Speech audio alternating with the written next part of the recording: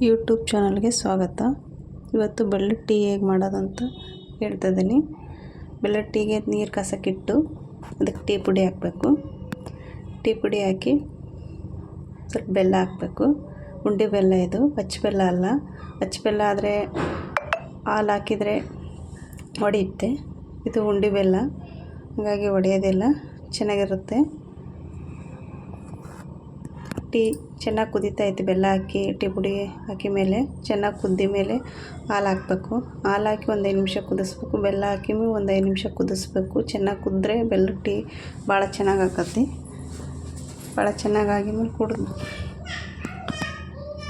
Tea ಕುದೀತಾ ಐತಿ. ಕುದ್ದು ಒಂದು 5 ನಿಮಿಷಕ್ಕೆ ಸೋಸ್ಬೇಕಾಕತಿ. ಈಗ ಕುದೀತಾ ಐತಿ.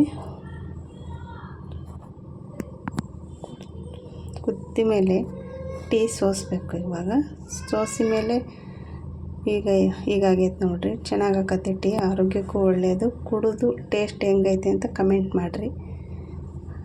Thank you.